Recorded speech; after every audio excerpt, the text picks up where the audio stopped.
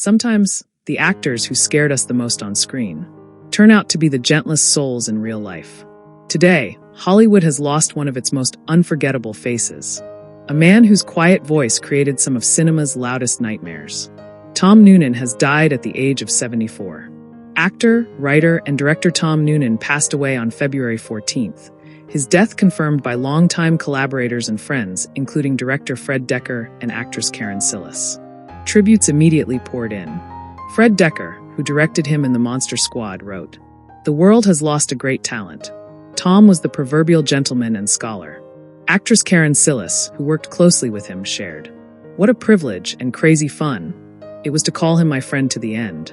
And fans across generations suddenly remembered the same thing. They may not always have known his name, but they never forgot his face, who he was, his unique screen presence. Tom Noonan wasn't a typical Hollywood star. He didn't rely on charm. He didn't rely on action. He relied on presence. Tall, soft-spoken, and hauntingly calm, he became one of cinema's most memorable villains. Not because he shouted, but because he didn't. Filmmakers often called him the perfect bad guy. Yet in real life, he was the complete opposite. In one interview, Noonan once said, "I've always been a very quiet person, ironic and subtle, but I often get cast as loud maniacs." And that contrast became his magic. Born in Brooklyn, New York, Noonan began his career in theater during the late 1970s. Before Hollywood ever noticed him, stage audiences already had. He appeared in the original production of Sam Shepard's Buried Child, building a reputation as a serious performer long before fame arrived. Then the 1980s came, and cinema discovered him. His early film roles included Heaven's Gate, followed by appearances in The Man with One Red Shoe and FX. But everything changed when one director saw something special in him. In 1986, director Michael Mann cast Noonan as serial killer Francis Dollarhyde in Manhunter. It became the role that defined him forever. Interestingly, he almost didn't take it. Noonan later revealed he turned the role down 5 times. Not because he didn't want it, but because he believed he deserved better pay. He asked for $100,000, a risky demand at the time. His agent called him crazy. But somehow, the studio agreed. And the result? One of the most chilling performances in thriller history. The quiet, unsettling, almost tragic villain became unforgettable. And suddenly Tom Noonan was no longer just a character actor. He was a presence.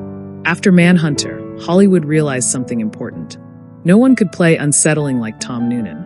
He went on to portray Frankenstein's monster in The Monster Squad, Robo-Kane in RoboCop 2, the Ripper in Last Action Hero, a memorable role in Heat alongside Al Pacino and Robert De Niro. He later appeared in films including The Astronaut's Wife, The Pledge, The House of the Devil, 8-Legged Freaks, 12 Monkeys, and Wonderstruck.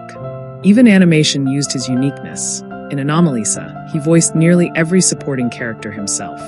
Directors loved him because he didn't act like a villain. He understood them, and that made them believable. Television audiences also knew him well. He appeared in major series such as The X-Files, CSI, Law and Order, SVU, Damages, The Blacklist, The Leftovers. Every appearance, even brief, left an impression. Because Noonan never played a character. He became one. But acting was only part of his artistry. Tom Noonan was also a respected playwright and filmmaker. He wrote and directed What Happened Was adapted from his own play, which won the Grand Jury Prize at Sundance in 1994. He later created The Wife, another deeply personal project. Colleagues often said his writing revealed who he truly was. Not frightening, not intense, but thoughtful, observant, and deeply human. Fans feared his characters. Friends loved the man. Those who worked with him described him as kind, gentle, intelligent, funny.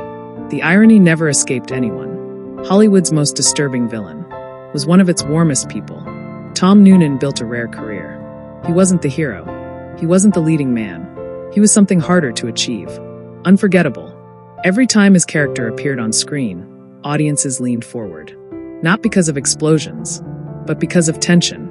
He proved that silence can be louder than shouting, and stillness can be scarier than violence.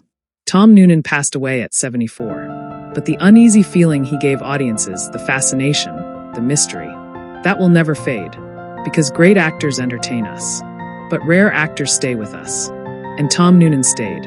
If you grew up watching his films, or discovered him later and were instantly captivated, take a moment to remember him.